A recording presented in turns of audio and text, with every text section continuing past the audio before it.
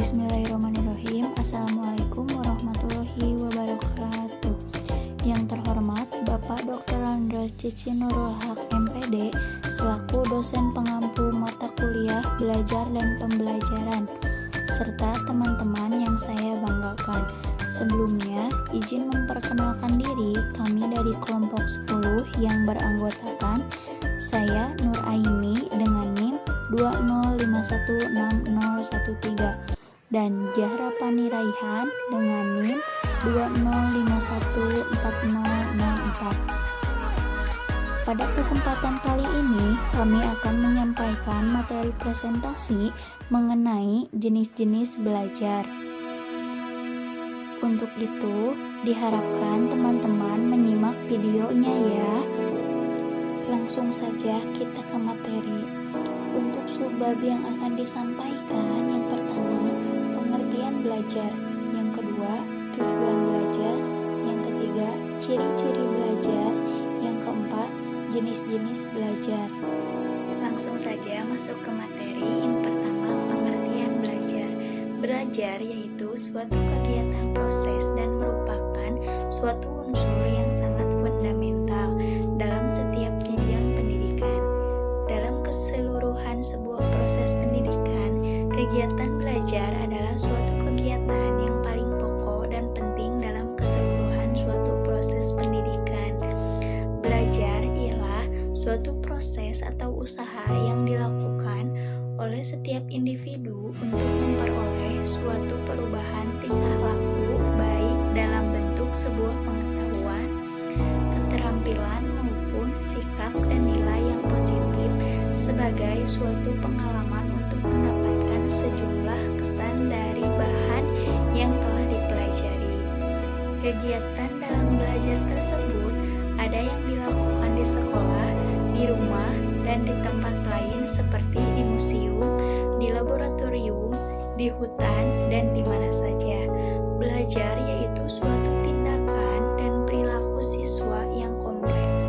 Sebagai tindakan, maka belajar hanya dialami oleh siswa sendiri dan akan menjadi suatu penentu terjadinya atau tidak terjadinya proses belajar.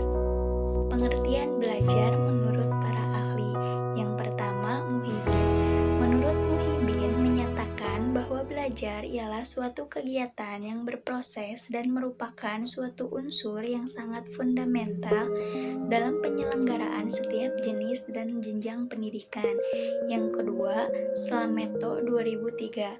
Menurut Slameto menyatakan bahwa belajar ialah suatu proses usaha yang dilakukan seseorang untuk memperoleh suatu perubahan tingkah laku yang baru secara menyeluruh, yang sebagai hasil dari pengalamannya sendiri dalam berinteraksi dengan suatu lingkungannya.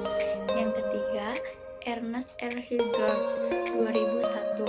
Menurut Ernest menyatakan bahwa belajar ialah suatu proses perbuatan yang dilakukan dengan sengaja yang bisa menimbulkan suatu perubahan dan keadaan yang berbeda dari perubahan yang ditimbulkan oleh hal lainnya. Yang kedua yaitu tujuan belajar. Tujuan belajar yaitu sejumlah hasil belajar yang menunjukkan bahwa siswa telah melakukan suatu perbuatan belajar yang pada umumnya meliputi yaitu pengetahuan, keterampilan, dan sikap-sikap yang baru yang diharapkan tercapai oleh siswa. Tujuan belajar yaitu suatu deskripsi mengenai suatu tingkah laku yang diharapkan tercapai oleh siswa yang setelah berlangsungnya dalam proses belajar. Tujuan belajar dengan tujuan pembelajaran sangatlah berbeda, namun berhubungan sangat erat satu dengan yang lainnya. Yang ketiga, ciri-ciri belajar.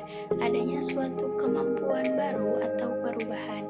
Dalam perubahan, tingkah laku yang sifatnya pengetahuan atau kognitif, keterampilan atau psikomotorik, maupun sebuah nilai dan sikap atau afektif. Dalam perubahan itu tidak berlangsung sesaat saja, melainkan menetap atau bisa disimpan. Yang ketiga, dalam perubahan itu tidak terjadi begitu saja, melainkan harus dengan sebuah usaha. Perubahan terjadi akibat suatu interaksi dengan lingkungan. Yang keempat, dalam perubahan tidak semata-mata disebabkan oleh suatu perubahan fisik atau kedewasaan. Tidak hanya karena kelelahan, penyakit, atau pengaruh dengan obat-obatan. Selanjutnya yaitu jenis-jenis belajar. Dilihat dari tujuan dan hasil yang diperoleh dari suatu kegiatan belajar, para ahli umumnya mendefinisikan 8 jenis belajar. Yang pertama yaitu belajar abstrak atau abstract learning.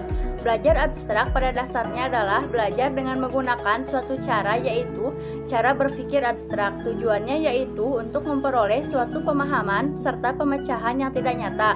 Dalam mempelajari suatu hal-hal abstrak, peranan akal atau rasio sangatlah penting. Begitu pula dengan penguasaan atas suatu prinsip dan konsep. Contohnya pada jenis ini misalnya belajar matematika, astronomi, tauhid, kosmografi, dan kimia. Yang kedua yaitu belajar keterampilan atau skill learning, yaitu suatu proses belajar yang bertujuan untuk memperoleh sebuah keterampilan tertentu dengan menggunakan suatu gerakan-gerakan motorik. Dalam belajar jenis ini, proses pelatihan yang intensif dan teratur sangat diperlukan, termasuk belajar dalam jenis ini yaitu misalnya belajar cabang-cabang olahraga, melukis, memperbaiki benda-benda elektronik.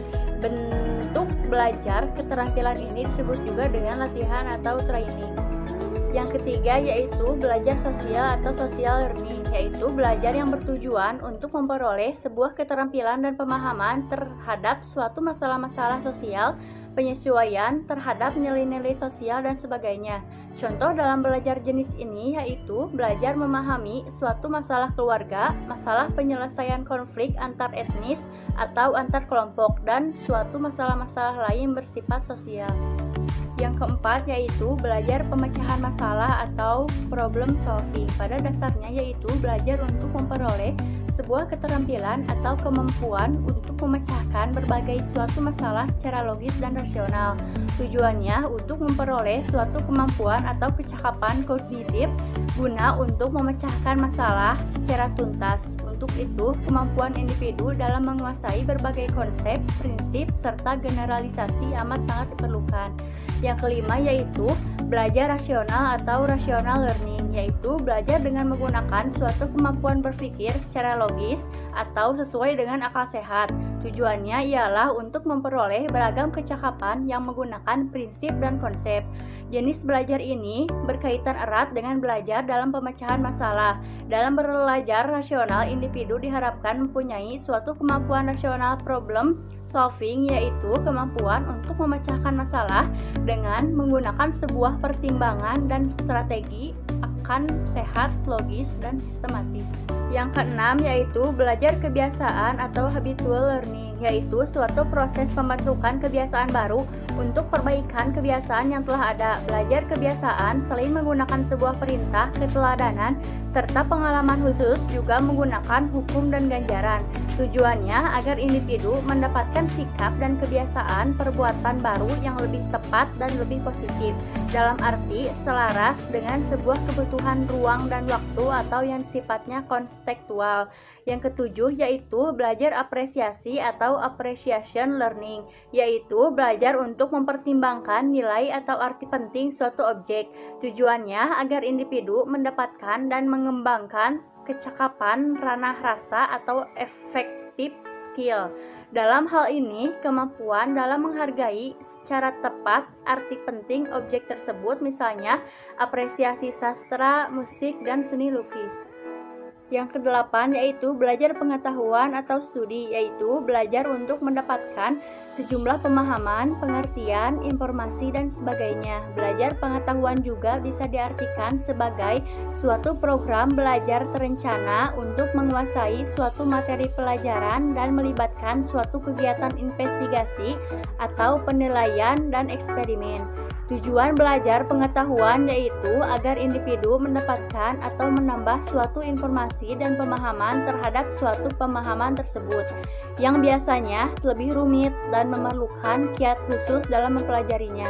Misalnya yaitu dengan menggunakan sebuah alat-alat lab dan penelitian lapangan. Jadi kesimpulannya yaitu belajar adalah suatu proses atau usaha yang dilakukan oleh tiap individu untuk memperoleh suatu perubahan tingkah laku, baik dalam bentuk sebuah pengetahuan, keterampilan maupun sikap dan nilai yang positif sebagai suatu pengalaman untuk mendapatkan sejumlah kesan dari bahan-bahan yang telah dipelajari.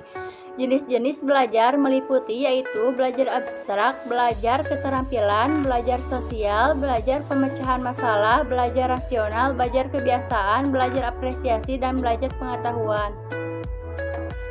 Presentasi dari kelompok kami telah selesai. Mohon maaf apabila masih terdapat banyak kekurangan dari kelompok kami. Terima kasih kepada teman-teman yang sudah menyimak video. Sekian yang dapat kami sampaikan. Semoga apa yang disampaikan dapat bermanfaat bagi kita semua. Amin. Wassalamualaikum warahmatullahi wabarakatuh.